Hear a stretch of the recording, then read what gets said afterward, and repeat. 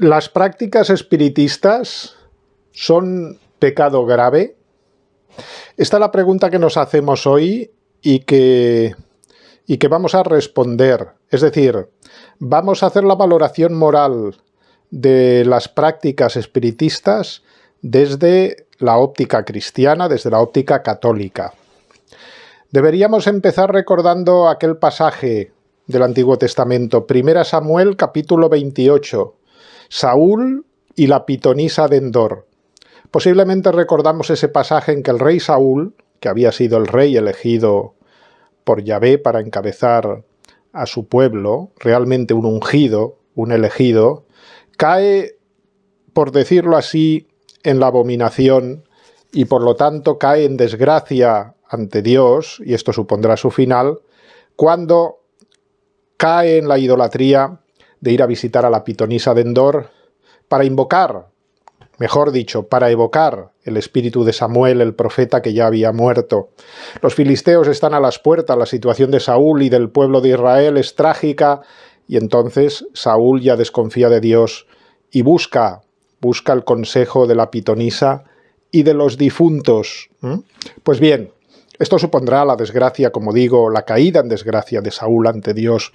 Perderá la batalla de forma terrible, tremenda contra los filisteos. El pueblo se hundirá en la miseria y el mismo rey morirá en desgracia. Bien, la palabra de Dios, por lo tanto, es clara. Lo dice el Levítico 19:26. No practiques la adivinación o la magia. No acudas a los que invocan a los muertos, ni consultes a divinos, pues se harán impuros. Yo soy el Señor tu Dios. Y dice también, nuevamente, Levítico 26, si alguno acude a nigromantes y recurre a los adivinos, prostituyéndose con ellos, yo me volveré contra él y lo extirparé del pueblo. Santifíquense y sean santos.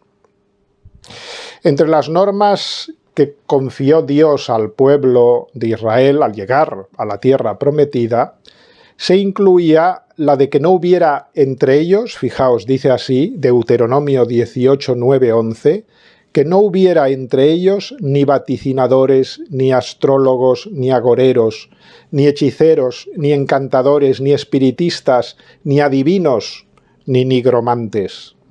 ¿Por qué? Y contesta seguidamente en el siguiente versículo, porque el que practica eso es abominable para el Señor.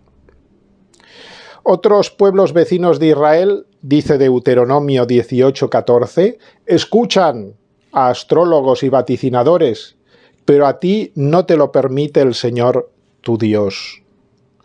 Es una exigencia del pacto que se tiene con Dios, es una exigencia de la propia fe, del monoteísmo, de la creencia en un solo Dios y de la alianza establecida entre Él y los hombres. El único Señor es Dios. Y la búsqueda de otras seguridades o sucedáneos espirituales es idolatría y es infidelidad. Fijaos, nosotros, católicos, cuando rezamos a Dios por nuestros difuntos y procuramos hacerlo cada día de nuestra vida por afecto, por la deuda que tenemos con ellos, cuando rezamos por nuestros difuntos pedimos para que aquellos que de entre ellos aún están purgando sus pecados, en el purgatorio, sean liberados y participen finalmente de la visión beatífica del cielo. De esta manera se convierten en intercesores nuestros cuando ya están con Dios, como los santos, ¿no? Y les pedimos también que oren a Dios con nosotros y por nosotros. Esto es invocación de los difuntos. Lo que hacemos, por ejemplo, el día de Todos los Santos. Invocamos a aquellos que ya están con Dios, ¿no?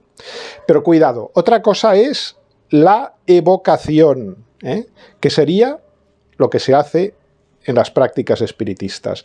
Pedirles a los difuntos que se hagan presentes y entren en contacto con nosotros. Esto está prohibido. Esto es abominación. Los difuntos solo se pueden manifestar por iniciativa libre de Dios, como ocurre en algún momento en la Sagrada Escritura. Nunca mediante técnicas o medios en las sesiones espiritistas. Si por el contrario somos nosotros quienes queremos provocar un encuentro de los difuntos con nosotros mediante la evocación, con las técnicas espiritistas, ya desde el Antiguo Testamento ha hablado claro al respecto el Señor, diciendo que él abomina a los evocadores de espíritus. Desde siempre ha sucedido que las condenas de la Iglesia ante la evocación de los muertos han sido persistentes, ¿no? Esas condenas tienen un fundamento, como hemos visto, en las condenas mismas que hace la Sagrada Escritura. El espiritismo constituye un pecado gravísimo contra el primer mandamiento: amarás a Dios sobre todas las cosas. Fijaos, vamos al Catecismo. Catecismo de la Iglesia Católica, número 2116. Recuerda a los creyentes: todas las formas de adivinación deben rechazarse, y entre ellas indica la evocación de los muertos y el recurso a los médiums. Número 2117. Dice: el espiritismo implica con frecuencia prácticas adivinatorias o mágicas. Por eso la Iglesia advierte a los fieles que se guarden de él. Y enseña el Catecismo que estos actos siempre son pecado grave contra el primer mandamiento. Y dice: encierran una voluntad de poder sobre el tiempo, la historia y finalmente los hombres, y un deseo de granjearse la protección de poderes ocultos. Están en contradicción con el honor y el temor amoroso que debemos solamente a Dios. Continuemos con lo que nos dice la Iglesia a través de los siglos. En 1527 el Cuarto Concilio de Letrán condenó tajantemente la evocación de los espíritus. En 1585 el Papa Sixto V, en la bula Celli et Terrae Creator, condena, entre otras prácticas supersticiosas y adivinatorias, el intento de contactar con los espíritus de los muertos.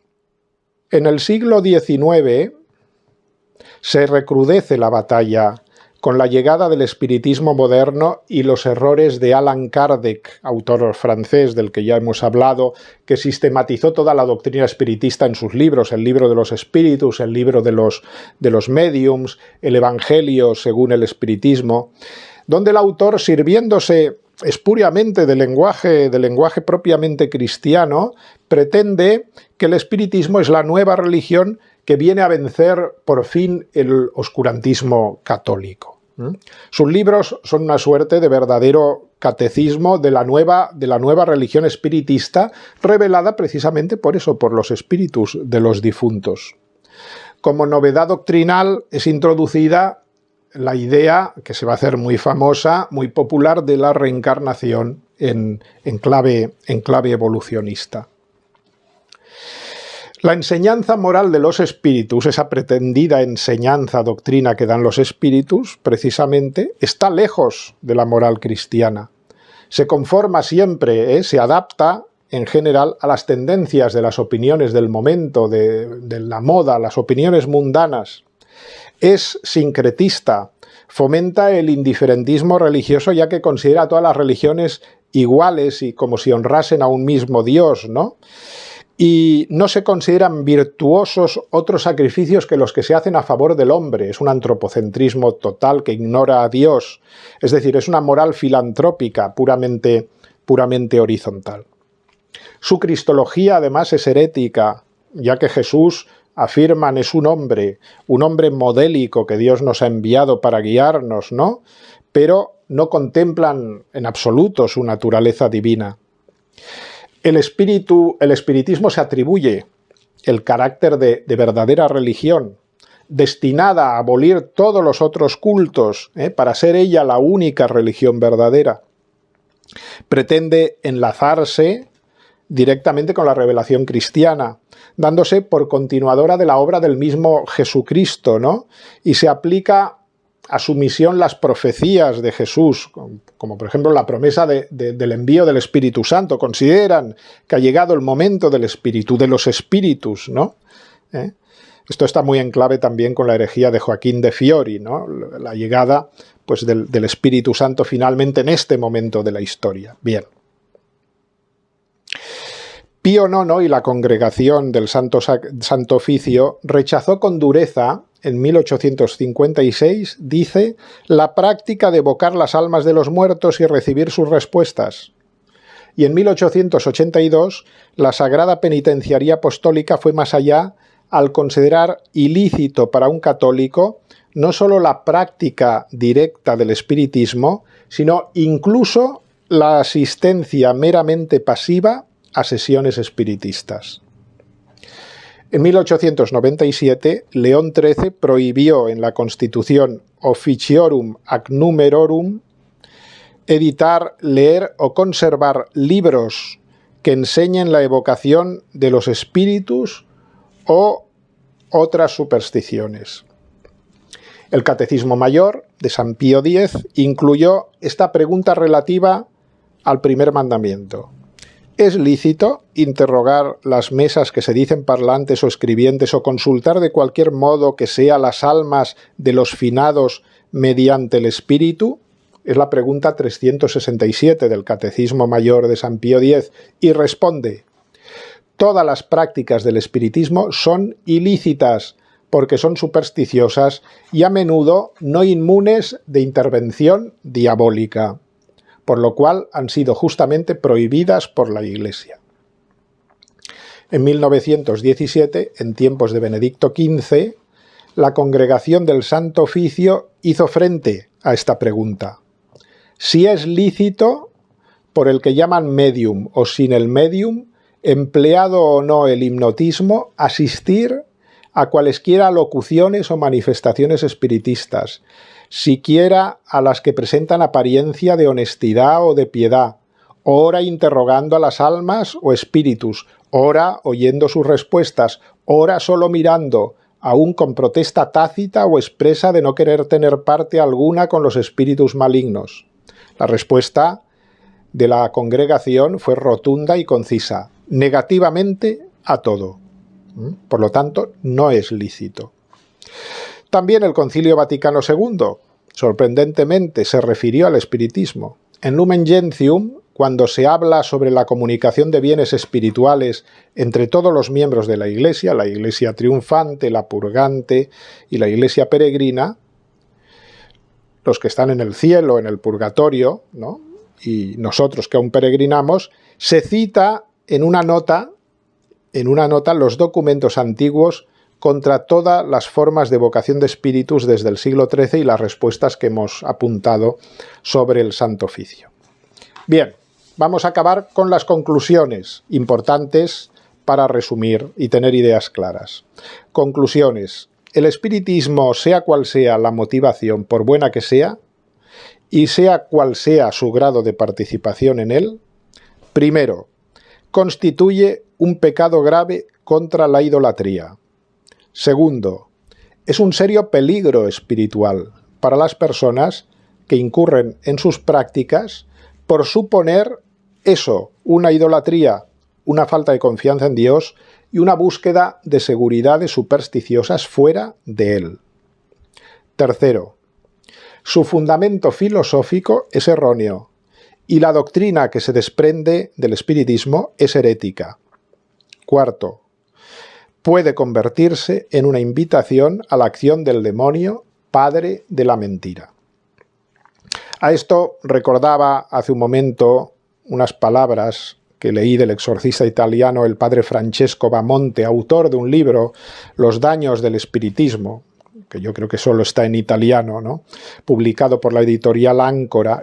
Este religioso de los siervos del Corazón Inmaculado de María dedicó su labor como exorcista a ayudar a personas que habían caído en las redes de magos, de espiritistas o de supuestos médiums. Y él con vehemencia repetía: el espiritismo y la fe católica son irreconciliables, ¿eh? Y avisaba, ¿no?, algo que sabemos muchas veces en la práctica pastoral los sacerdotes, aunque no sea frecuente, pero existe, ¿eh? Las prácticas de espiritismo, de magia, de superstición, son una vía equivocada para buscar la verdad, decía este exorcista, ¿eh? O conocimiento sobre Dios, sobre el hombre, el más allá, el futuro, todo eso lo tenemos en la revelación cristiana, revelado por Cristo, y lo buscamos ¿dónde?, ¿no?